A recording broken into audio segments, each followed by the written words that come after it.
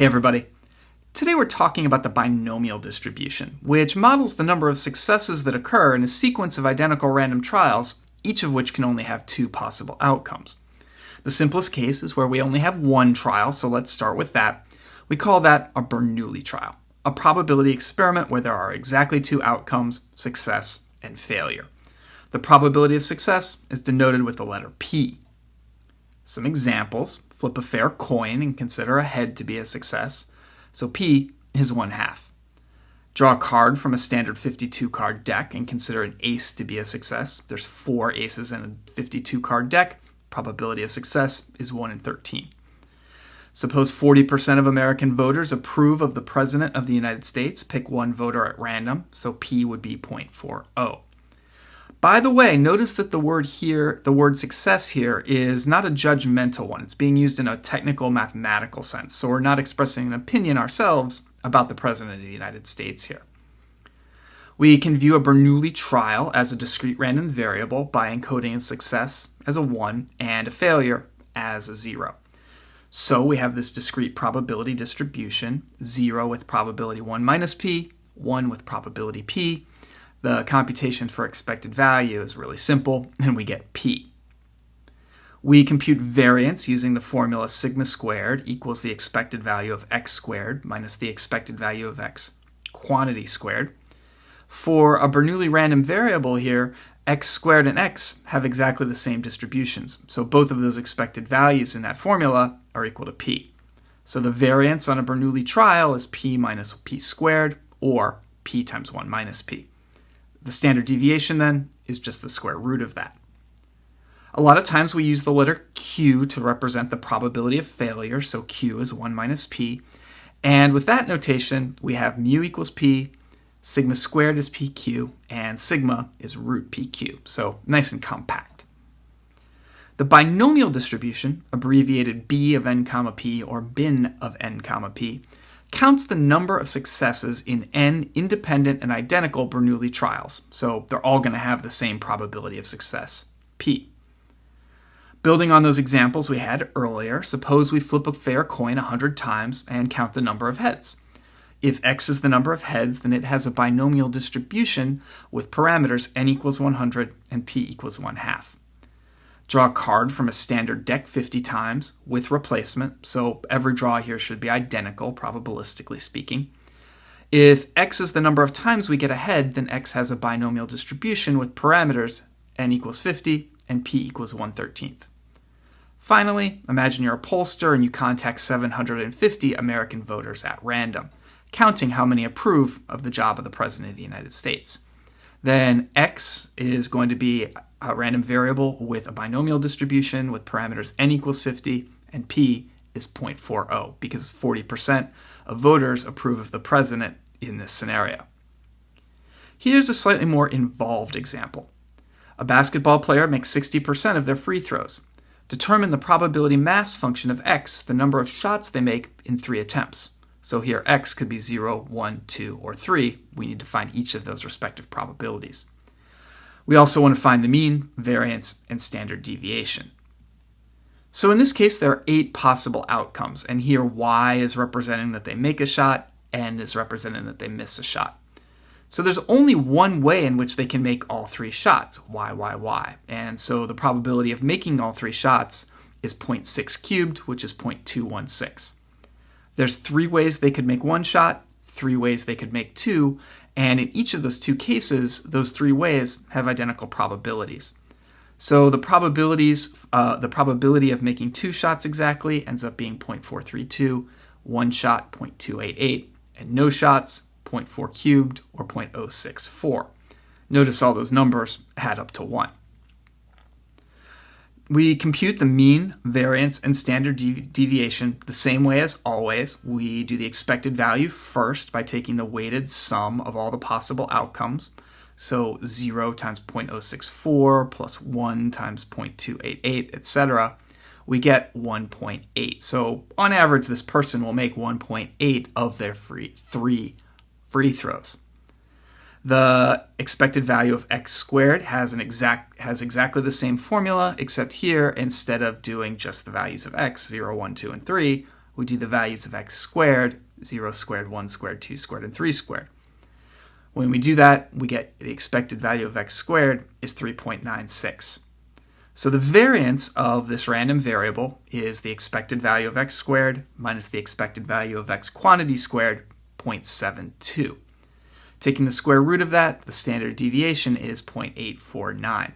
And remember, variance and standard deviation are giving you a measure of variability of this random variable. So what sort of spread are we likely to have if this person went out and shot 3 shots repeatedly, and we always counted the number of successes in those 3 shots.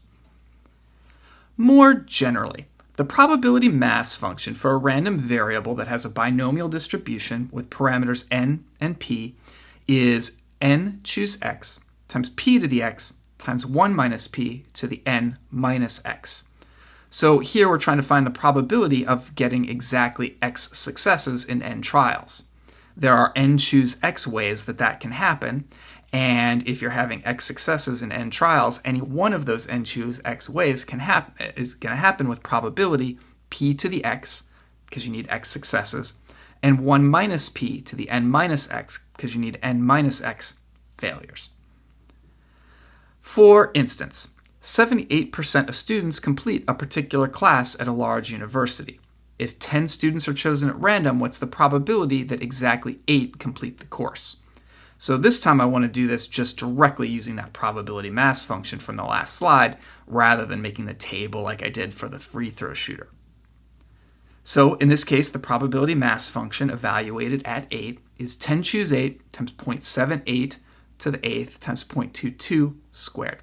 So 8 successes in 10 tries, probability of success 0.78, probability of failure 1 minus 0.78 or 0.22. We get that the probability that exactly 8 complete the course is 0.298. Taking that example one step further, still looking at this large university where 78% of students complete a particular class, I'm taking a sample of size 10, what's the probability that at least 8 complete the course?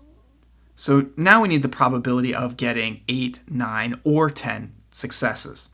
And so I'm just going to compute each of those 3 individually using the probability mass function. Adding up the results, I get 0.617. We compute the mean, variance, and standard deviation of a random variable with a binomial distribution using the mean, variance, and standard deviation of the Bernoulli distribution.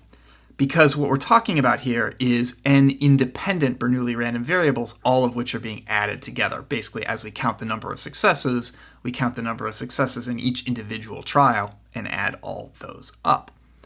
So the expected value of a binomial random variable is n times p, the variance is n times p times q, and the standard deviation is the square root of n times p times q. I think the first of those formulas is particularly intuitive. The number of successes that you expect is equal to the probability of success on an individual trial times the number of trials. So, for instance, looking back at that large university where we've taken 10 students and counted how many of them complete that course, the expected number of completions, number of successes, is 10 times 0.78, because 78% of students at this university complete the course.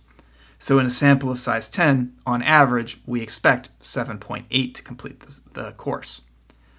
The standard deviation is the square root of n times p times q, square root of n times p times 1 minus p, and that works out to be about 1.3. So on average, when we get a sample of size 10, the number of students that complete the course differs from that expected value by 1.3 on average. As with any discrete random variable, we can make a probability histogram for a binomial distribution. So still using that large university example, binomial distribution with parameters n equals 10 and p equals 0.78, we get this probability histogram. For each of those bars, the height is representing the probability of getting that number of successes. The probability that 1, 2, 3, 4, 5 students actually complete the course. The binomial distribution is used to model sampling with replacement, as in this next problem. A bag contains 5 red chips and 8 green ones. 6 chips are drawn with replacement. what's the probability that at most 3 of them are green? As always, I recommend pausing the video here and trying the problem on your own before seeing my solution. If x represents the total number of green chips that we draw, then x has a binomial distribution with parameters n equals 6, the total number of draws, and p equals 8/13, because there are 8 green chips out of 13 total. We need to evaluate the probability that x is less than or equal to 3, so we do that by finding the probability that the total number of green chips drawn is 0, 1, 2, and 3, and then adding all those up. Evaluating everything, we get 0.424. What we were really doing here is evaluating a cumulative distribution function, the probability that the random variable is less than or equal to the specified value. So in this case, that specified value was 3. The formula is written here. It's just the sum of the probability mass function for all of the possible values less than or equal to x. Unfortunately, this doesn't have a simpler form. In general, we get around that ugliness by using technology to carry out probability calculations. I use R, where the commands are dbinom and pbinom for the PMF and CDF, respectively. So looking back at the 2 problems we did with the chips, the probability that x is equal to 3 is dbinom of 3, 6, 8/13, 0.265, and the probability that x is less than or equal to 3 is pbinom 3, 6, 8/13, about 0.424.